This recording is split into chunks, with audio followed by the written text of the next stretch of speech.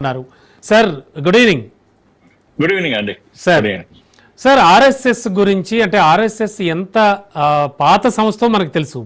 అంటే దాన్ని పొగడ్డమా లేకపోతే తెగడ్డమా అన్నది పక్కన పెడితే కాసేపు ఆర్ఎస్ఎస్కి సంబంధించి ప్రధాని మోడీ చేసిన వ్యాఖ్యలు కావచ్చు, అంటే వీళ్ళందరూ అక్కడి నుంచి వచ్చిన వాళ్ళని ప్రపంచానికి తెలుసు. ఈ నేపథ్యంలో కాంగ్రెస్కి సంబంధించినటువంటి నాయకులు, కర్ణాటకకు సంబంధించిన నాయకులు చేసిన వ్యాఖ్యలు, ఇండియన్ తాలిబాన్ అంటే ఎలా అర్థం చేసుకోవాలి? చాలా చాలా అంటే పెద్ద మాట అది. ఇటువంటి వ్యాఖ్యలు చేయడం ఎట్లా చూడాలి సార్? ఇప్పుడు ఇంత పెద్ద మాట అన్నారు కదా, ఆర్ఎస్ఎస్ స్పందించిందా అండి ఇంతవరకు? ఆర్ఎస్ఎస్ దీన్ని ఖండించిందా, స్పందించిందా? లేదు. ఎందుకంటే ఆర్ఎస్ఎస్ ఇది పట్టించుకోదు. ఇలాంటి వాళ్ళు ఎన్నో కామెంట్స్ చేస్తుంటారు నిరంతరం, కానీ పనిలో నిమగ్నమై ఉంటది ఆర్ఎస్ఎస్. 100 ఏళ్లుగా ఒకటే పని ఉంది. 100 ఏళ్లుగా మోడీ గారు ఎర్రకోట పైన చెప్పారు కదా, ఒకటే పనిలో నిమగ్నమైనటువంటి ఏకైక సంస్థ అది. ఆ పని ఏంటి అంటే దేశభక్తి, మనుషుల్లో దేశభక్తిని నిర్మాణం చేయడం, వ్యక్తి నిర్మాణం చేయడం, కనుక వ్యక్తిత్వ వికాసం కోసం పనిచేయడం. ఇది ఒక్కటే పని, వేరే పని ఏం లేదు. అలాంటి వ్యక్తులను తయారు చేయడం. అందుకే దేశం నిండా ఆర్ఎస్ఎస్ ఈరోజు కనిపిస్తుంది మనకు. ఈ మొత్తం ఈ స్వతంత్రం వచ్చాక 25లో ఆర్ఎస్ఎస్ ప్రారంభమైంది. స్వతంత్రం 47లో వచ్చిన 25లో ప్రారంభమైంది. 100 ఏళ్లు పూర్తి చేసుకుంటుంది ఆర్ఎస్ఎస్. అందుకే ఈ సందర్భంగా మోడీ గారు ఎర్రకోట పై నుంచి ప్రత్యేకంగా విషయాన్ని ప్రస్తావించారు. అయితే ఇదేదో పెద్ద మహాపాపం జరిగిపోయింది. ఇండిపెండెన్స్ డే రోజు రెడ్ ఫోర్ట్ పై నుంచి జాతీయ పతాకం ఎగరేసినటువంటి ప్రధానమంత్రి ఆర్ఎస్ఎస్ పేరు ఉచ్చరిస్తారా? అపవిత్రం అయిపోయింది దేశం, అపవిత్రం అయిపోయింది తిరంగా అన్నట్టుగా కాంగ్రెస్ వాళ్ళు వ్యవహరిస్తూ ఉంటారు. కనుక కానీ మోడీ గారు చాలా పని కట్టుకొని, ఇంతకన్నా గొప్ప సందర్భం ఉండదు. ఎందుకంటే ఈ రోజు భారత్ యొక్క గుర్తింపే ఆర్ఎస్ఎస్ తో గుర్తించబడుతోంది ప్రపంచవ్యాప్తంగా. ఆ స్థితికి ఆర్ఎస్ఎస్ దిగిపోయింది. అందుకే మోడీ గారు ఇంకొకటి ఈ సందర్భంగా ఎర్రకోట నుంచి ప్రస్తావిస్తూ ఆర్ఎస్ఎస్ ను ప్రశంసిస్తూ ఒకసారి అభినందించారు. 100 years సందర్భంగా వారు అభినందించారు. ఎందుకంటే తాను సొంతంగా ఆర్ఎస్ఎస్ కు అసోసియేటెడ్ కనుక కొన్ని దశాబ్దాలు ఆయన పూర్తి సమయ కార్యకర్తగా, ప్రచారంగా ఆర్ఎస్ఎస్ లో పనిచేశారు కనుక.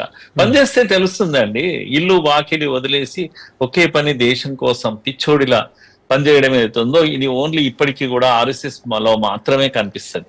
పెళ్లిళ్ళు చేసుకోకుండా, ఏది చేసుకోకుండా, వ్యక్తిగత స్వార్థం ఏమీ లేకుండా, చెప్పిన ప్లేస్ కు వెళ్ళాలి, పనిచేయాలి.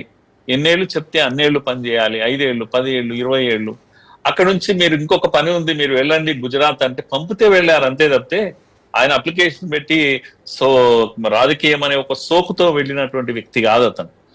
ఒక మిషన్ మోడ్ లో ఈ దేశం కోసం కావాలి అని వాజ్పేయి గారు అడిగారు, ఒక ప్రచారం పంపండి. అక్కడ అప్పుడు ఉన్నటువంటి ముఖ్యమంత్రి పెద్ద ఆయన నాకు గుర్తు రావడం లేదు, ఆయన అనారోగ్యంతో ఉన్నారు.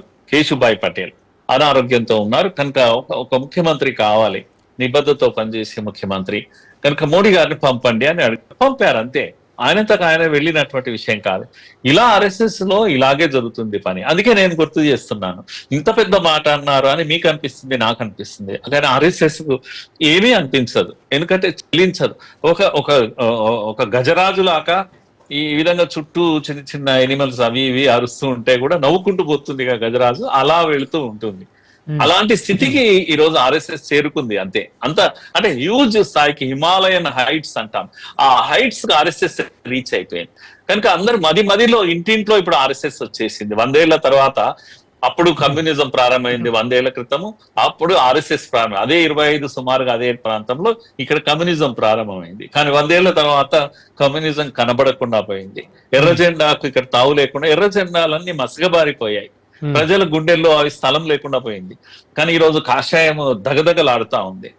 ఈరోజు స్టూడెంట్స్ అండ్ యూత్ కూడా దేశభక్తి, విపరీతమైనటువంటి దేశభక్తి. ఎందుకంటే వాళ్ళు ఆర్ఎస్ఎస్ సంబంధించిన అనుబంధ సంఘాల్లో పనిచేస్తూ ఉంటారు. మీరు చూడండి, ఒకప్పుడు భారత్ మాతాకి జై అనే గొంతులు కేవలం ఆర్ఎస్ఎస్ వాళ్ళు అనేవాళ్ళు, మిగతా వాళ్ళు అనేవాళ్ళు కాదు. ఇప్పుడు యూత్ అంతా భారత్ మాతాకి జై అంటారు, వందే మాత్రము అని అంటారు. మీకు ఒక సిక్సర్ కొట్టినా నేషనల్ ఫ్లాగ్ గర్వంగా ఎగరేస్తున్నాడు ఇప్పుడు స్టూడెంట్ యూత్. అవును. ఎర్ర జెండా తావులేదు ఇప్పుడు. నేషనల్ ఫ్లాగ్ అంటే నేషనలిజం అలా గుండెలో నిండిపోయింది. కారణం ఇలాంటి మనుషులు, ఇలాంటి సంస్థలు పనిచేయబట్టి. ఎర్రకోట పై నుంచి మనకు ఒక ఆశ్చర్యంగా అనిపిస్తుంది, అయ్యో ప్రైమ్ మినిస్టర్ గారు ఏంది ఎర్రకోట ఎటు, ఇది పైగా చాలా డిస్ప్యూటెడ్ ఆర్గనైజేషన్ కదా, ఎందుకు ఈ పేరెత్తారు అని కొందరు కామన్ మ్యాన్ అనుకుంటే అనుకోవచ్చు, ఒకసారి ఏమంటాము డిస్టర్బ్ కావచ్చు వాతావరణం కానీ ఇది మొదటిసారి కాదు ఎర్రకోట పైన ఆర్ఎస్ఎస్ పేరు రావడం. ఎర్రకోట ముందు ఆర్ఎస్ఎస్ ప్రదర్శనలు చేసింది. ఇప్పుడు కొత్తగా కాదు, నెహ్రూ గారు స్వయంగా పిలిచారు, అయ్యో రాండి మీరు వచ్చి దీంట్లో నేషనల్ దీంట్లో పాల్గొనండి అని చెప్పారు. ఎప్పుడు వార్ తర్వాత ఆర్ఎస్ఎస్ యొక్క దేశభక్తిని గుర్తించారు. అలా ఎన్నో సార్లు గాంధీ గారు స్వయంగా ఆశ్రమానికి వెళ్ళారు. ఈవెన్ 65 వార్ తర్వాత కూడా వాలంటీర్స్ గా ఆల్ పార్టీ మీటింగ్ కు రమణి శాస్త్రి గారు పిలిచారు. ఎన్ని అఫీషియల్ మీటింగ్స్ కి వెళ్ళిందండి ఆర్ఎస్ఎస్. ప్రజలకు సామాన్యంగా తెలియదేమో కానీ ఆర్ఎస్ఎస్ స్వయంగా on the invitation of Nehru అదే రెడ్ ఫోర్ట్ ముందల పరేడ్ లో పాల్గొన్నది ఆర్ఎస్ఎస్ అని నేను గుర్తు చేస్తున్నాను. కేవలం ఒక మాట ఆర్ఎస్ఎస్ ను ఇప్పుడు ఏదో తీసుకుంటే ఏదో కలుషితం అయిపోయినట్టు మాట్లాడుతున్నారు కానీ మీ నెహ్రూ గారు ఎందుకు ఇన్వైట్ చేశారు, మీ శాస్త్రి గారు ఎందుకు ఇన్వైట్ చేశారు? Even if sir Pranab Mukherjee కూడా ప్రధాన కార్యాలయాన్ని సందర్శించడం కానీ ఇలాంటి చాలా ఎగ్జాంపుల్స్ ఉన్నాయి. అంటే ఇవన్నీ వీళ్ళు గుర్తించలేదంటారా కాంగ్రెస్ నేతలకి? అంటే దీనికి సంబంధించి బీజేపీ కూడా నోరు మూసు కూర్చోలేదండి, వెంటనే విమర్శించింది. అంటే పిఎఫ్ఐ కానీ సిమి కానీ ఇలాంటి సంస్థలన్నింటినీ కూడా ప్రశంసిస్తారు మీరు, బట్ బీజేపీ ఇప్పుడు ప్రధాని మోడీ చేసినటువంటి ప్రసంగాన్ని మీరు తప్పుపడుతున్నారు అని చెప్పేసి కూడా, అంటే బీజేపీ అంతే ధీటుగా సమాధానం ఇచ్చింది సార్, బట్ మీరు చెప్పినట్లు ఆర్ఎస్ఎస్ నుంచి ఎటువంటి ప్రకటన రాలేదు. ఎలాంటి ప్రకటన రాలేదు. అదే అందుకే నేను అంటున్నాను, ఇప్పుడు కొత్తగా కాదు. నేను అన్నట్టుగా ఇంతకుముందు 62లో ఇండో చైనా వార్ కానీ ఇవన్నీ కూడా మనం మర్చిపోలేము. 65లో ఆల్ పార్టీ మీటింగ్ కి వచ్చారు. 71లో వాలంటీర్స్ గా మళ్ళా పిలిచారు. శాస్త్రి గారి ఇందిరాగాంధీ శాస్త్రి గారి పీరియడ్ లో ఇవన్నీ జరిగాయి. కనుక నేనేమంటున్నా అంటే ఈ ఆర్ఎస్ఎస్ ఇండిపెండెన్స్ లో, ఫ్రీడమ్ ఫైటింగ్ లో ఆర్ఎస్ఎస్ రోల్ లేదు, ఇలాంటివన్నీ మాట్లాడుతుంటారు చాలా మంది, కానీ తెలియక మాట్లాడుతూ ఉంటారు. లిబరేషన్ ఆఫ్ గోవా, దాదర్, హవేలీ వీటన్నిటిలో కూడా ఆర్ఎస్ఎస్ పాత్ర చాలా కీలకమైన పాత్ర. గురూజీ స్వయంగా ఇదేంటి కశ్మీర్ విషయంలో రాజా హర్సింగ్ ను కలిసి యాక్సెషన్ ఇండియాకి ఇవ్వడానికి ఆయనే కారణం. గురూజీ కనుక రాజా హరిసింగ్ కలవకపోతే కాశ్మీర్ పాకిస్తాన్ కి వెళ్ళిపోయేది. ఎంత రోల్ ప్లే చేసింది ఆర్ఎస్ఎస్ అలా చెప్తూ పోతే. నానా కజరేకర్, దాదా నాయక్, ఈ పేర్లన్నీ కూడా ఇప్పుడున్న జనాలకు ఎవరికి తెలియదు. ఈ దాదర్ హవేలీ ఇవన్నీ లిబరేట్ చేయడంలో వీళ్ళ పాత్ర చాలా కీలకంగా.